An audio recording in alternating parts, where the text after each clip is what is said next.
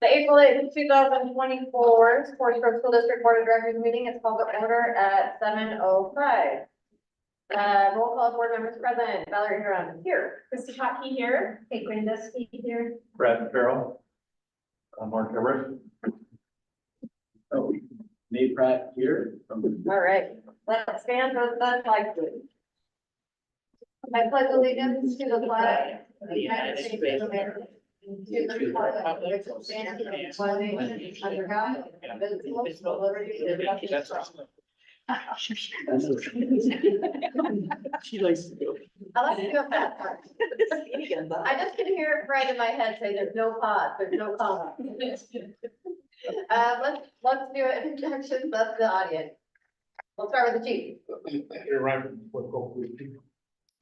Graves, Principal of Cornelius Elementary. Karen O'Neill, High School Principal. John O'Neill, Assistant Superintendent. Enrique Pinion, Technology Department. David Warner, Communications. Arturo Lomelí, Teaching and Learning. Deborah Creative, Grandma. Your brother was the Dairy Creek Community Food Bank. Cool. Thank you guys all for being here.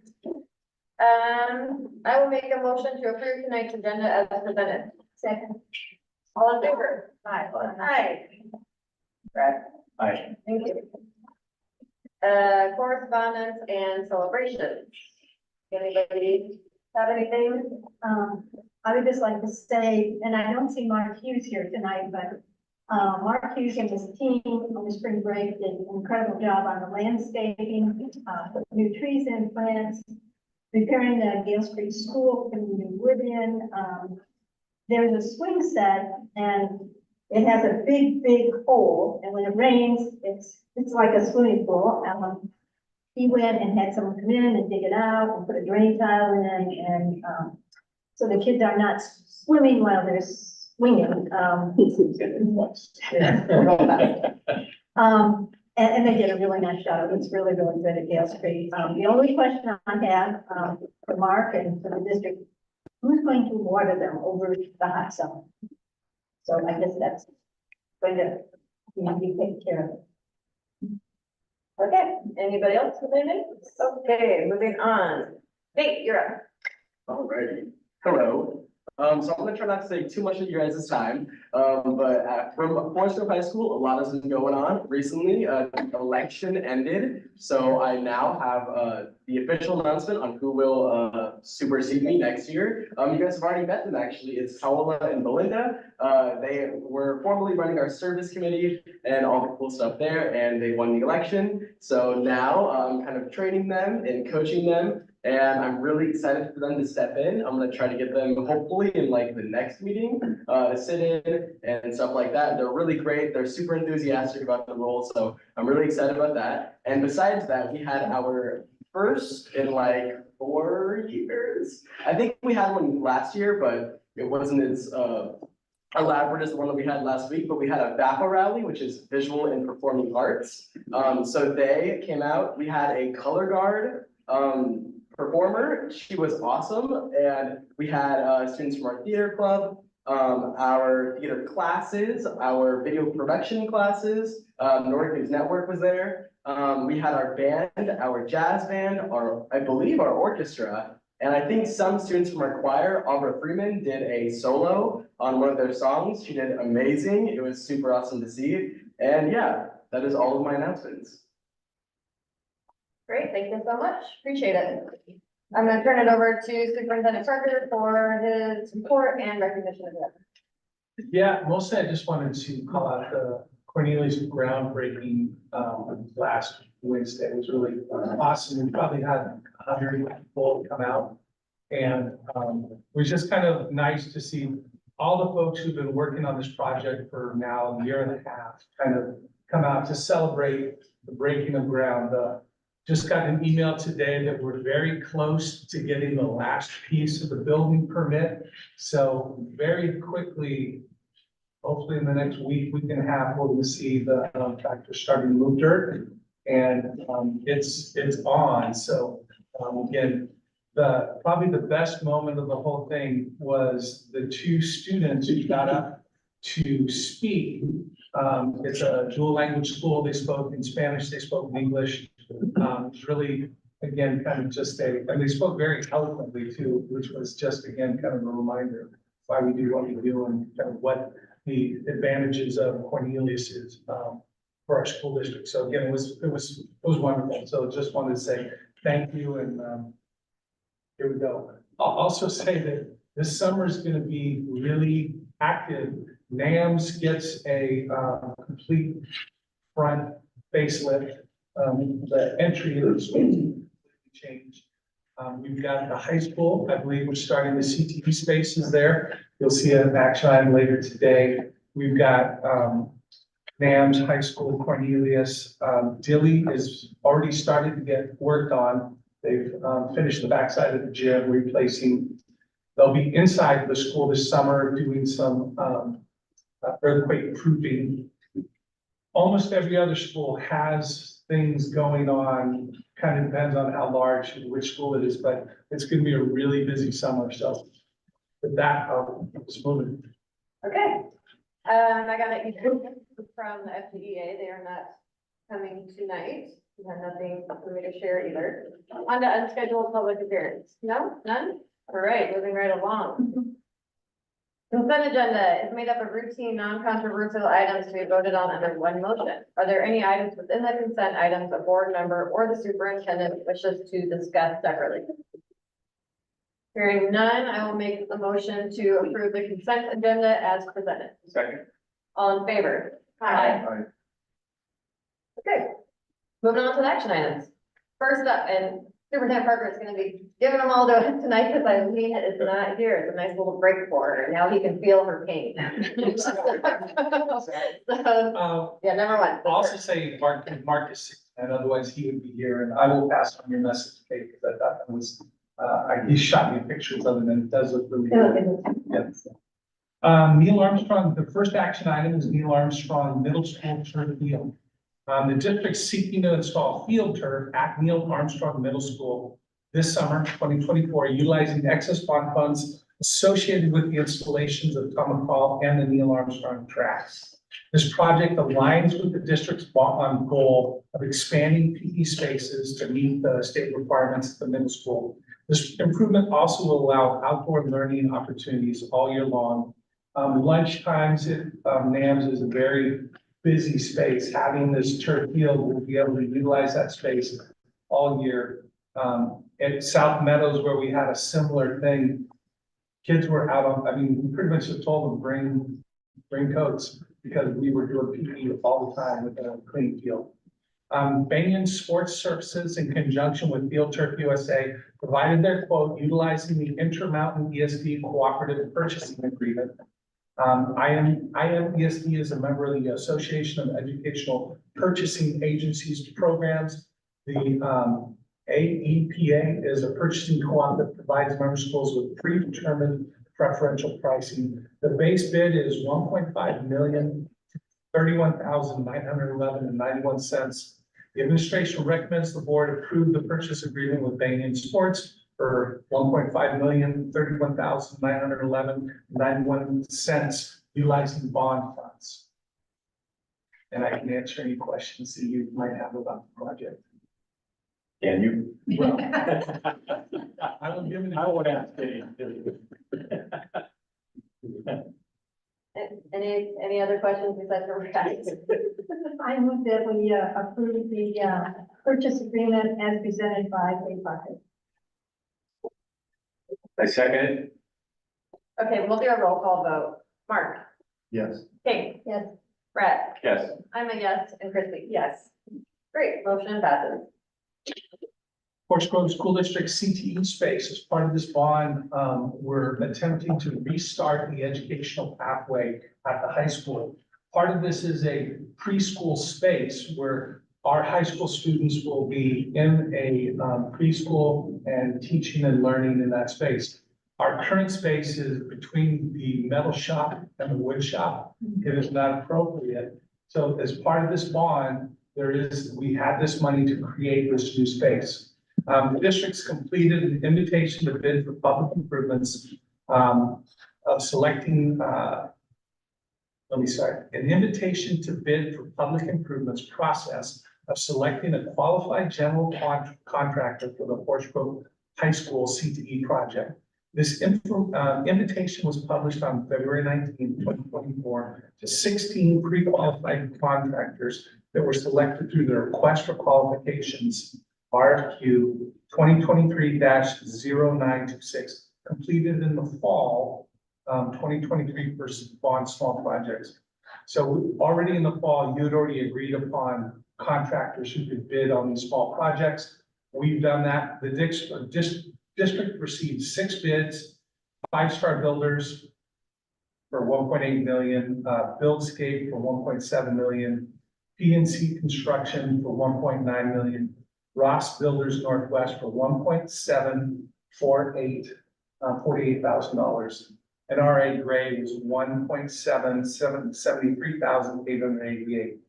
The project to scope is creating the CTE space. We've already got plans. We're ready to go on it. The administration recommends the board award the FGHS CTE construction project to the Ross Builders for $1,748,000, and that was the low bid. One quick question, where is this gonna go? It's on the backside of the science wing, so it actually sticks out towards that back parking lot. So we'll be able to bring parents in, there'll be a place for them to stop and drop, but it's basically going on the backside. Any other questions? Does that affect the greenhouses and things? No, No, opposite side, okay. Okay, no other questions or comments? I move to award the Forest Grove High School CTE construction project to Ross Builders in the amount of $1,748,000. A second. Okay, I'll do a roll call vote. Mark? Yes. Kate? Yes. Brad? Yes. I'm a yes. And yes. Okay. Forest Grove track resurface. I want to say 8 years ago, when they redid the turf, the track was not. No, it wasn't. It wasn't, yeah, It was done, the track was resurfaced. No, I'm talking about the turf. Right. When they redid the turf like 7 years ago, they did not redo the track. So the track is being resurfaced because this is the original track that they put in 2009. The district seeking to resurface the Forest Grove High School track summer of 2024 as part of the 2022 bond projects. Banyan Sports Services in conjunction with Field Turf provided their quote utilizing the Intermountain ESD cooperative purchasing agreement. I already read that in the last one. So the base bid for this was $374,726.80. Our recommendation is that administration recommends the board approve the purchase agreement with Banyan Sports for $374,726.80 utilizing bond funds. $1 for you to claim it.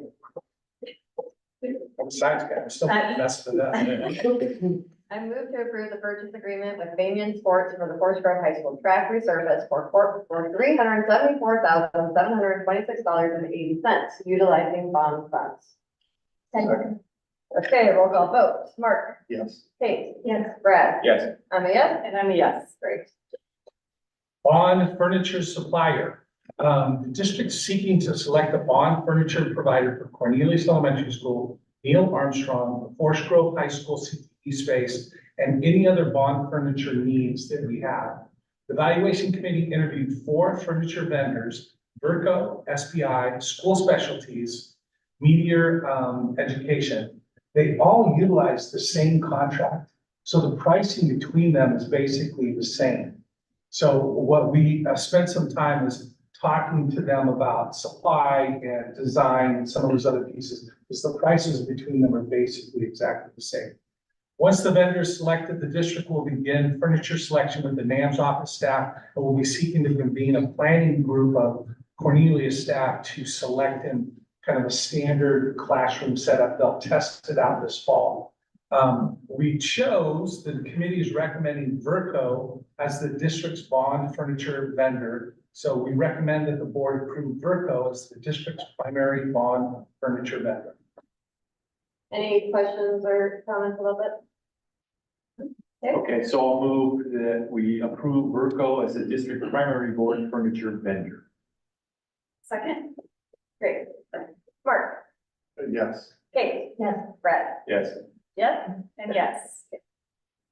Cornelius Elementary School Playground.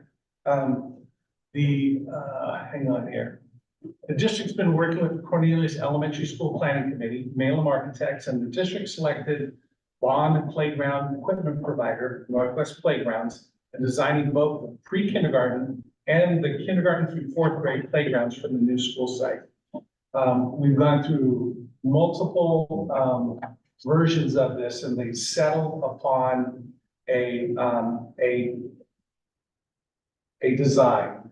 From the one that I think is in the packet, there's a slight change in color. They're going to a different blue, slightly different blue, but other than that, everything else stays the same from what we presented to you. Northwest Playground was selected through the RFP process in the fall and approved by the board on September 11, 2023. The quotes are attached for a total of $274,480.01. Pre-kindergarten is 114 and 114,000. 122.21. The older playground is $160,285.80. The administration recommends, boy, Eileen can have this back.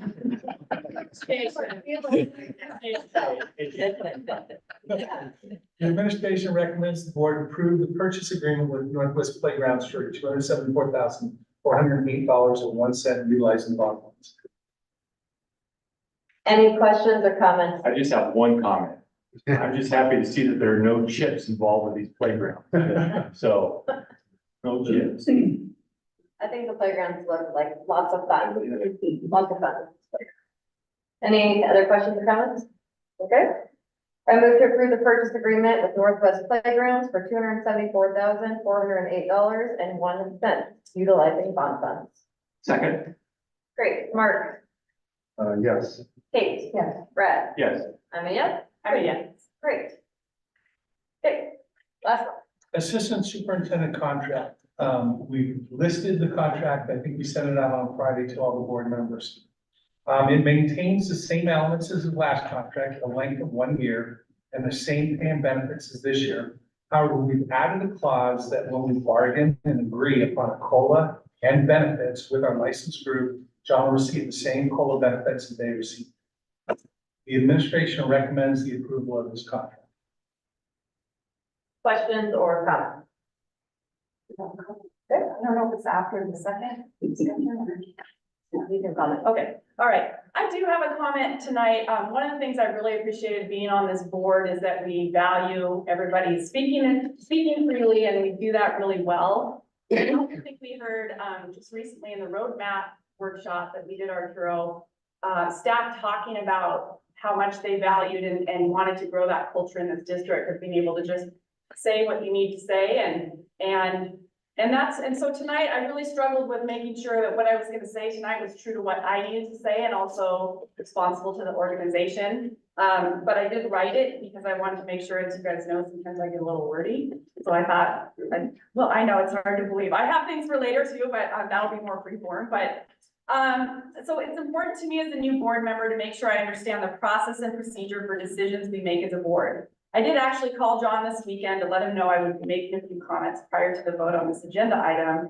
And I also checked in with OSBA and talked to Spencer just about this process itself and how we do contracts and evaluation in the districts as a whole. And that's a conversation we've had as a group at times, and also we have on OSBA. And it's kind of, even today, OSBA sent an email out with new trainings they're offering on how to really dig into what the evaluation process is and what the board role is and all of that. So it's definitely something that's being talked about. My understanding is that with regards to the contracts in this district, all of cabinets typically have 3-year contracts. At some point, the assistant superintendent contract was changed to a 1 year, and I still can't quite get a clear answer as to why. This year, a 2-year contract extension was at one point on the table. Of course, I was in support of that option and also potentially a 1 year. But with a solid evaluation history, there would be no grounds as a board member for me to do otherwise. I had asked about if a 2-year contract provided as a new superintendent flexibility should they need it, and it still would, but that was one of the things I was thinking about. This board had recently extended other cabinet contracts for typical 3, so I was surprised when this one was different. But of course, with only positive evaluations, there would be no reason to do anything but support a 2. I just couldn't understand why, if the evaluations had been strong, it would make sense or be within the board's power to adjust any contract. Recently, the board had the opportunity to adjust other cabinet positions to less than 3 if we were concerned about providing flexibility to an incoming superintendent, but we did not. So to do that for one position didn't seem consistent to me. So based on the information I do have, the positive evaluations from this year and years past, I will continue to support a 2-year extension of this contract. I do believe going forward that this board needs to clarify this process, strive to be more consistent and more transparent about it going forward. And one of the challenges of being on a board, and I know this from council, is we don't really have an opportunity as a board to talk as a board. So as you all know, we can talk one-on-one with Dave, we can have conversations, but unless it's a work session or a 1-year retreat, we don't have a chance to really talk about these bigger issues and just tighten up maybe some policies and procedures that we have. So I think we've all done a really good job of coming in with positive intentions, and we do a really good job, and we're growing that culture of positive communication. But in the spirit of that, I felt compelled to make those comments tonight. I'll be from there. Great, thanks, Christy. Any other comments or questions? Yeah, so, I would like to say that, I've been on the board for a long time, since 2011. I've been in the district for a long time. And I have never seen where a assistant superintendent has been given a 1-year contract. The sole person that's responsible for evaluating John's goals, of course, is our superintendent.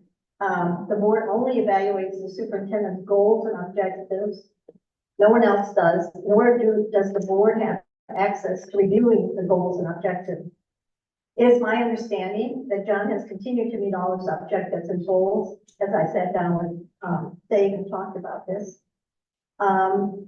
John has stepped in and filled in as a principal at Tom McCall while doing his superintendent responsibility. John has filled the position of human resource assistant superintendent and curriculum instruction from February to the end of the school year last year. John stepped in and supported Dave while you were out with knee surgery. When I met with you a couple of weeks ago, you had stated to me, Dave, that John has been a solid partner since you were hired as superintendent. He's had your back 90% of the time. Within an organization, it's not one individual, but it's a collective group of individuals that develop goals, implement the needs for our district, and see them through. In John's case, he has done this and followed through, and I would just like to read some of the things. John has worked for our district for 22 years, 8 years as Forestville High School principal. Established the $2 million Wyatt Scholarship. He was 14 years as assistant superintendent, curriculum instructor, director. Past 3 years, he served as interim principal, as I stated. He coordinated the hybrid model district-wide effort to return to the school from pandemic while serving as an interim principal.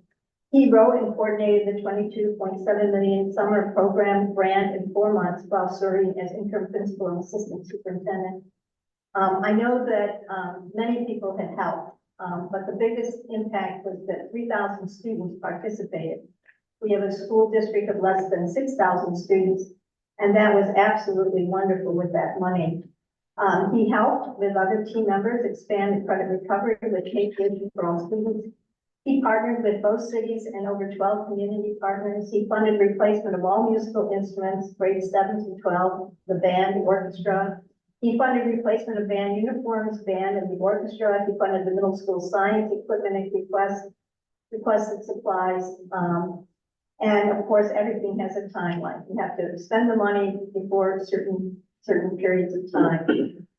As I stated, John served as assistant superintendent, curriculum and instructor, and HR for 4 months. He created the district HQ test for classified staff. He coordinated and director of CI hiring process. He coordinated Echo Shell principal hiring process. Coordinated, MOU for the Juneteenth MLK Day. He instituted full hiring process with Forest Grove Educational, Association's approval. He completed the pay survey, led to 6% discount. He coordinated the district calendar committee for the 2023-24 school year. He coordinated high school AD hiring process. He reassigned online academy teachers to in-person school assignments. He oversaw the remodeling of the HR department. He restructured the HR department to 2-hour specialists. He oversaw the transition to the EdU staff substitute system, which resulted in increased license and classified subpools. He coordinated the multiple OTIS investigation full resolution. He instituted a new staff recognition day, previously week-long process based on staff and administrators' feedback. He expanded recruiting efforts beyond Portland Job Fair to include diploma job fair attendance. He supported the implementation of the new ORPFML lead program with HR specialists. He conducted second interviews for all licensed new hirees. He also brought teams to the Hotel for Kids with grant funds. He supported the MCREL International for Instructional Leadership for All Administrators. He led the district committee effort to create the Forest Grove School District Portrait of a Graduate. He oversaw the streamlined math assessment adoption process. He supported the literature assessment adoption process. He successfully 3-year audit by OD of federal programs, Title II, Title IV, Title 10, and Title. He funded after-school tutoring programs. He oversaw the ODE summer program.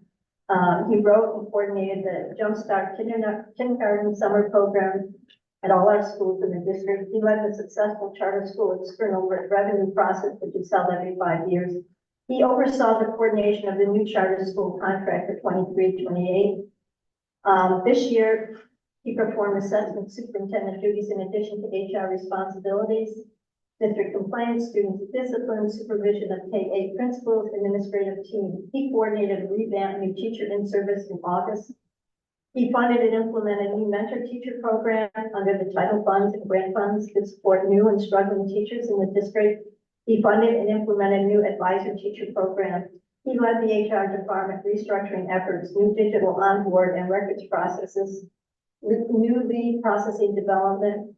He led the new district climate survey committee and district department survey. He disassembled the district climate survey results to the school board and for every building principal. He continued to oversight of Title II and Title IV programs. He oversaw the successful closure of the directed goals plan of assistance for 5 months this school year. He served as acting superintendent for over a month this year, provided daily support for the rest of the year as needed. He served and trained as the new district civil rights court in the district, compliant with HB 2281. He successfully negotiated OSCA demand to bargain for SB 283 while eliminating probation status for classified staff. He coordinated efforts for reopener for negotiations on salary and benefits spring 2024, and he secured the 2023-24 wage analysis data for negotiations. I also know that we will soon have a new superintendent, and we also have a number of people leaving our organization, so he would be a really beneficial partner in negotiations for both our unions this year.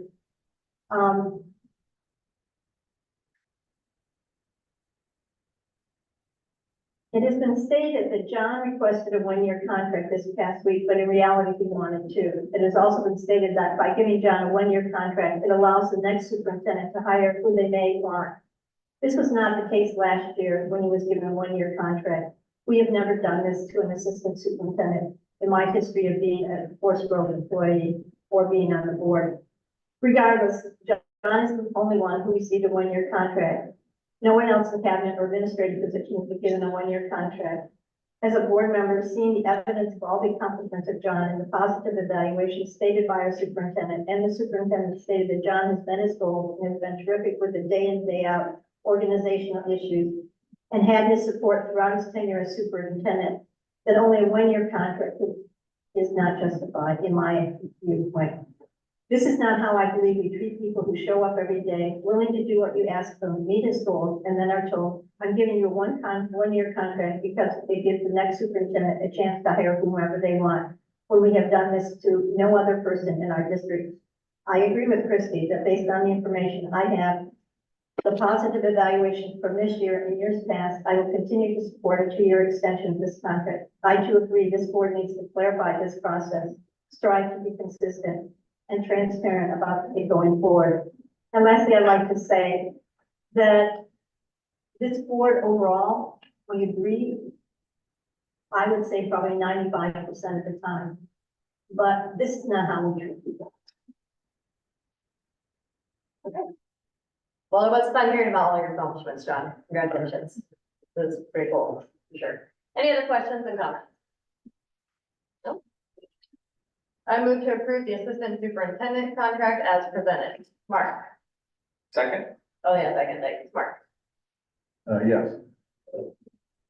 Brad? Yes. Kate? No. Christie? Yes. Valerie? Yes. All right, motion passes.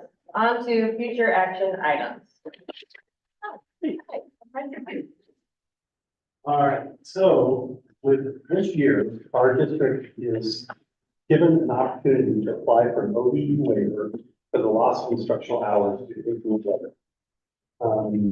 4 days we were closed from January 16th through January 19th due to inclement weather, which prevented the safe operation of our schools due to snow and ice. As a result of the inclement weather, the governor issued a state of emergency, and the Oregon Department of Education granted all schools in the state the opportunity to submit a waiver for up to 14 hours of lost instructional time. These 14 available hours, coupled with the 11 instructional hours we've built into our regular school calendar for the 23-24 school year for grade 4 in particular, are sufficient in meeting the state instructional hour requirement set forth by Division 22. Please see the handout, and you can see the one area that's in red where we fall short, which is 4th grade. We fall short by 10. So if we get the 14-hour waiver, we qualify. So this is the first read of this request, and we will come back for second read next quarter. Any questions?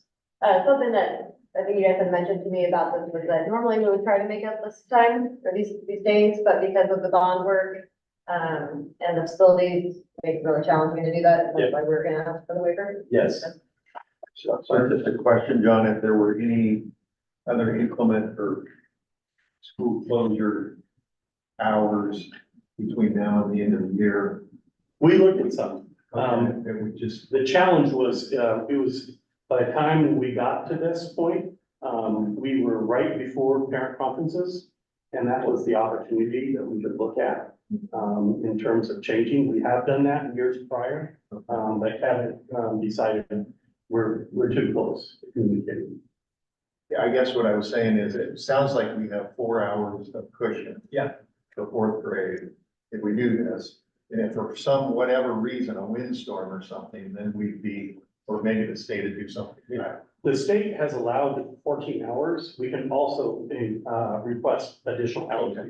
Okay. Say, Just for other weather. What I've communicated is if I did cancel another day, we would then be technically under, Right. and we'd have to be making it up, or if there was another. Waiver or Right. something, okay, got it. But that's what I'm saying. John, what's the timeline on the waiver? we have to have it, obviously, well, the timeline would have been good for our parents and community about a month ago, but, just for planning purposes, but we just need to get it in before June. Okay.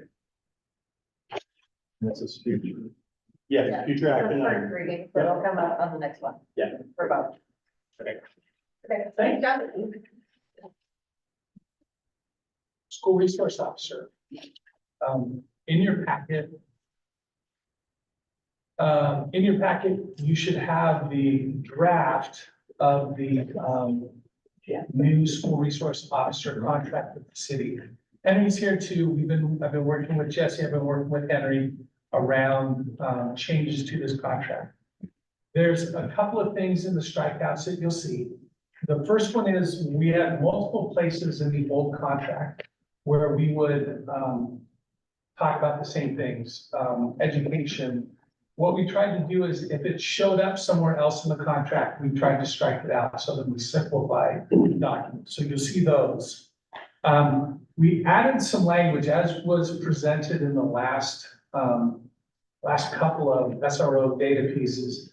Currently, Bond is pretty much occupied every day right now handling cases or investigations. So in this contract was a lot of, it's a great goal to the education aspect of this. We added some language that just makes that flexible, because right now with one officer, we don't have enough time to complete this contract as it was written. It would basically be in violation just us having it.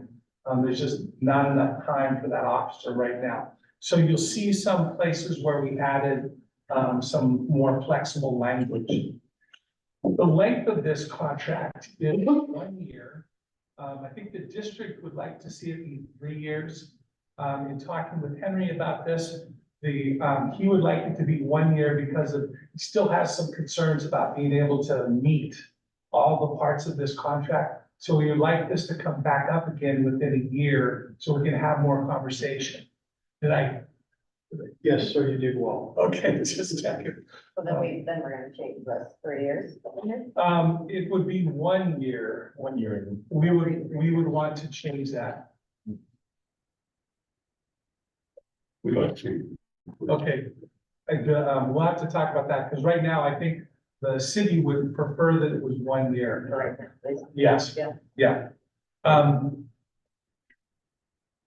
And we're also working on a little bit, one more clause in 2 weeks, when we, come back for the action item on this, there will be a couple of changes. We're still negotiating over when the police officer is gone from the organization for an amount of time, do they provide a substitute? We're still in disagreement around where that lands, but we'll bring that back to you, before we ask for the agreement around it. We tried to simplify the training portions because some of the training is once and some of the training is each year. So we did some work around the training. There were a bunch of typos that we cleaned up. There were some words misspelled and some of that. We didn't really put that in the strikeout, I don't believe. I think we just corrected the language. Other than that, the contract isn't changing that much, except for those pieces that I just talked about there. What I'd like is for folks to take some time and read. If you have questions, if you can get those to me, we'll work on kind of coming up with answers so that when we come back to the action item, we can kind of answer those questions and we can be ready for taking action. So the reason for not the 3 year, but the 1 year is to, after 1 year, come back and tighten it up even more. Is that the reason? Yeah, I think We're just, Well, or we don't want to make a commitment for a 3 year contract. Well, I think because we are gonna, well, yeah, I know, I thought, So I know. right now, I think the difficulty for us in moving to a 3 year contract is the workload for that SRO. We did a workload analysis for the first 117 days. So basically, Officer McBee took 431 calls for service. We still had patrol respond to the school 131 times for other related school issues that they needed to handle. So that basically left Officer McBee with 1 hour, 0.56, something like that, of availability time. And that's 1 hour throughout this whole day. So much less getting him to the lunchroom and other places to interact with the schools is pretty close to zero. So until we figure out something long-term, and again, our school district's no different than other districts, talking with our counterparts at Beaverton and Hillsborough, they're seeing the same issues with a lot of calls for service at their schools. So until we kind of figure out a better resolution on how we become more proactive in the schools, I'd rather stay on a 1 year contract. Okay, thank you. I might know the answer to this, Chief, but also because already Vaughn is working at basically max capacity. And so essentially not in the classrooms doing that education piece yet. But the 1 year allows us at the end of 1 year to say, and maybe before 1 year, if we're adding an SRO or maybe a second position that complements that to rework all of the contracts. So it might be where one of those positions has a certain contract for this or not, but it gives us a lot of flexibility depending on who we add and then how you guys see that program growing. Am I, Well, I don't think you do a separate contract for each or outline each position differently. I think it is dependent on how we prescribe those two SROs to which schools. Right now, when we look at the workload, the officer McBee spends more time taking calls for service at the middle school, not at the high school, not by much. But again, if we were to look at that workload balance, it would be the same contract, but again, using that same formula, you're basically looking at 3 hours a day if you have two SROs of availability time versus 1.5.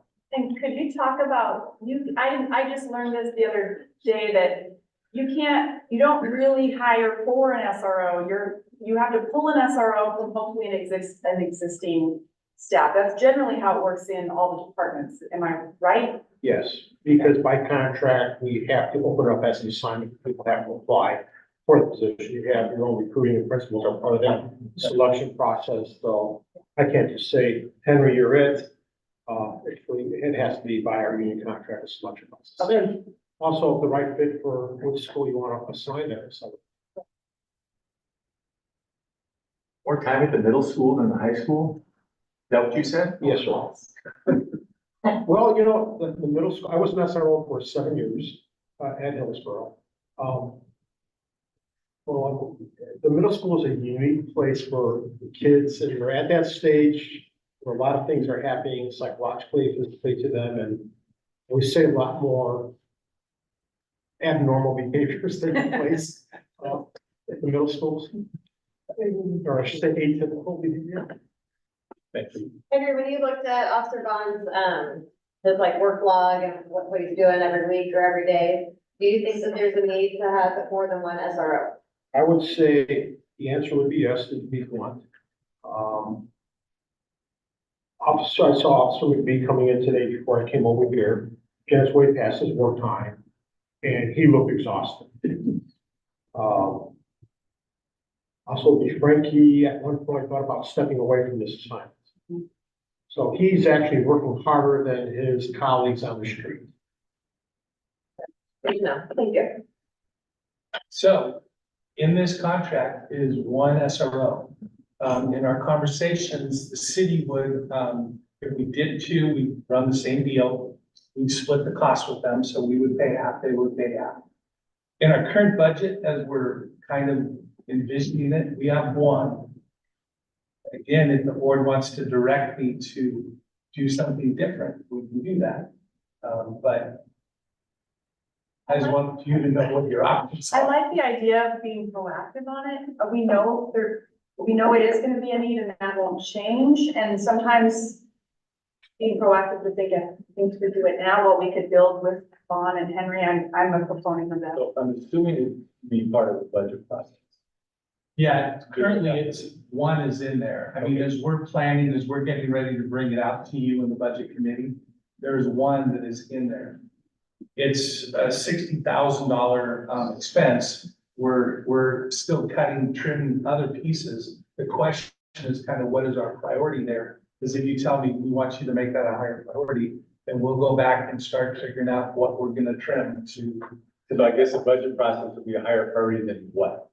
So it's at some level, Eileen and the administrative group would have to make a decision if that's a priority. So, I mean, we could say that that would be a priority, but It would be helpful if I knew from you if this was a priority. Certainly, I will run it through the administrators. yeah, But what I'm gonna trim is teaching and learning, because we're not cutting staff. no. So it's like, it's gonna come out of teaching and learning.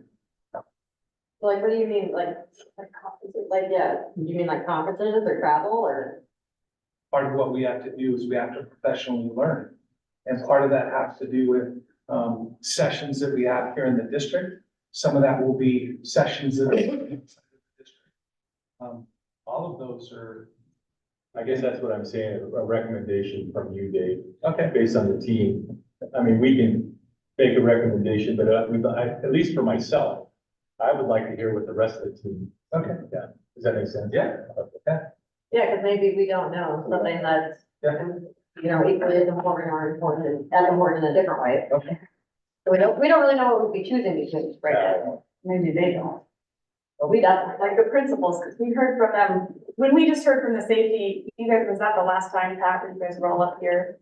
And the admins all said, you know, this has been so amazing because it's allowed them space to do more admin and less that. So I mean, it would be maybe Dave going to them to say, you know, that it's been doing this, but yeah. We're headed that, I mean, we're actually headed to them in the next week, week and a half, and to do exactly that, which is to run kind of the budget as we have right now and get feedback from them, so. And my question, Something, yeah, my question for the chief, or maybe for Vaughn, is like, when, if it were to, in the contract, for the spirit of the retention of Vaughn, is it, what do you, it's like with a teacher, once you're already teaching, you can't scale back, right? You're already all in and you're 24/7 teaching. You can't then tell teacher, oh, just don't, you know, do this part. So what do you see as far as what you've seen so far, like how that would look different with the second to make sure that neither of them get to the point where they're thinking about not doing it?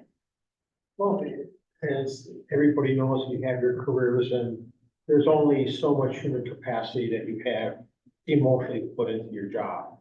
And I think don't want to advocate put Dave in a bad spot by saying you need this second SRO, but you know, what that would grant us is that capacity to breathe once in a while, to be proactive, to get involved in different relationships within the school with students.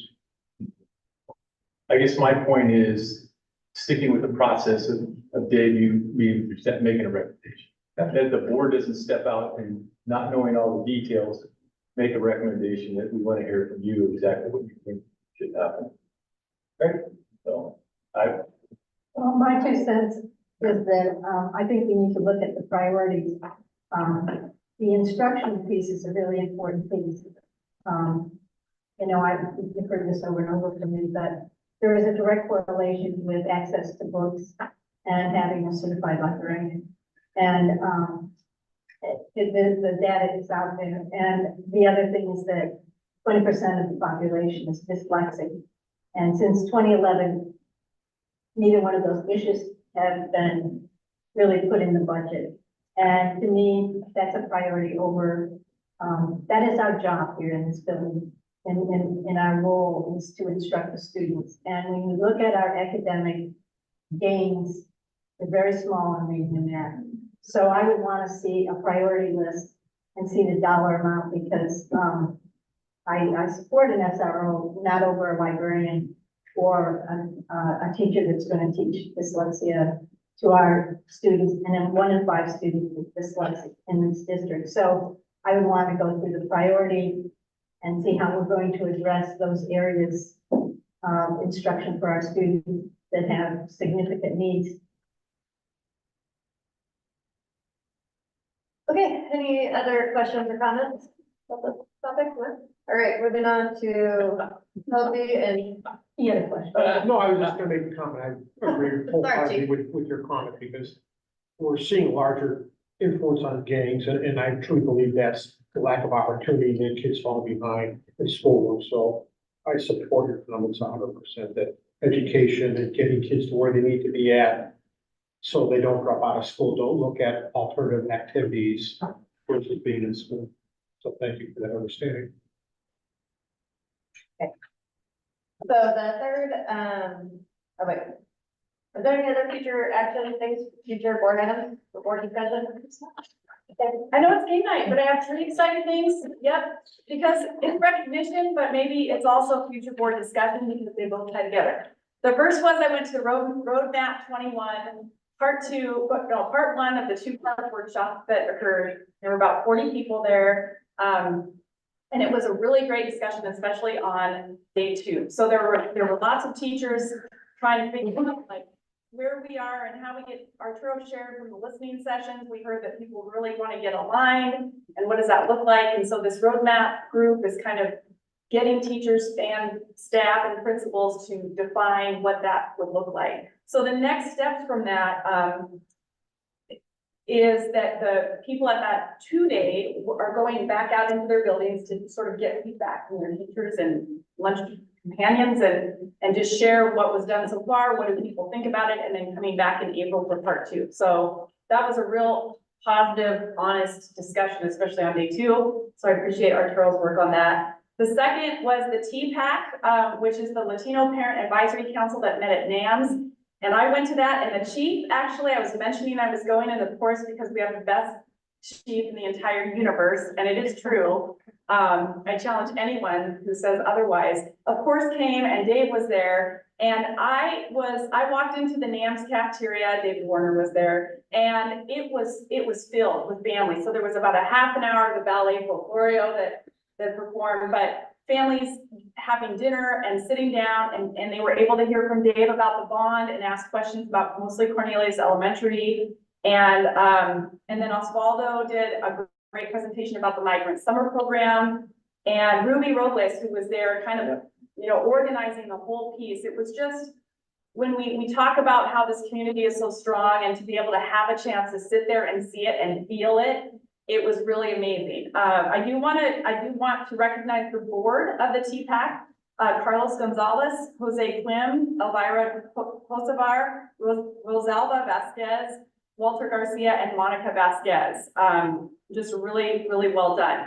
But the piece that was really cool, and this is where I think it plays into our board discussion potentially about goals for next year, is that the chief came, and we were sitting in the middle, and at the end, there was a Q&A, and Dave was sitting there with us, and the community started to ask questions, and they mentioned safety and security actually multiple times, and how they were thankful for the work being done around that, both inside and outside the buildings. And there was a group that mentioned they wanted to have adult programs, which was mentioned during the migrant summer program. And a couple of the moms asked if there was a place they could come and do Zumba activity. And there was one mom that asked a question about the marijuana processing plant, which actually is questions we received when I was on city council. And so we were able to kind of engage in a way with those questions that come up that wouldn't have happened, that she answered some questions, and we got people connected with some places they could get answers. And then at the end, I thought the coolest part was on the way out, the chief went over to talk to Ruby, and she said, well, we had asked if the Forestville Police Department would be a part of the resource fair, and they weren't really sure, and the chief's like, I'll be there. And then not only that, he then said, and we do a barbecue for the Latino community, and we're gonna make sure that we get you invited to that. So the board has this goal of being engaged, and we all do a good job of being out at our different things, but starting to be intentional about, going to that next one, there's 4 a year. It would be great if someone from the board, we were at that was an opportunity to go to where people are and just be there and engage and learn. And so that was really positive. And finally, I know it's always a lot, but it's been a while.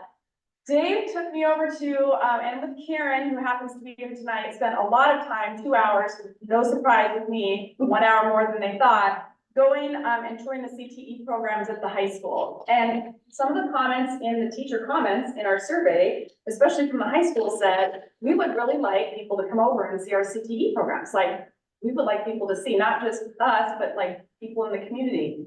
And so we saw Chris Higginbotham, Gwen Hollinger for arts, Benita Kurse, who was doing some programming with kids, Corey Shackelford working in metals, Rebecca Swoboda in arts. But the conversation that was the most powerful to me, again, the theme of connections, was with John Worst. And so we went into his room, and he was showing these kids, mentioning that kids come to his class. No one doesn't come to that class, right? We talk about kids being absent. Well, kids come to the classes, Nate, you'll probably speak to this too, that they want to be in, that have relevance for their life. So we're talking about these connections and growing this program of how the city, and the city was just here tonight, how we can maximize the city departments to sort of have these internship opportunities, which is also what's happening over at Cal, right? They're getting out into the community, but making those connections. And it was so cool because John has been writing these, working with BCC to create these credit programs. And that's really pretty much a lift that's being done by the high school that's pushing me to do it.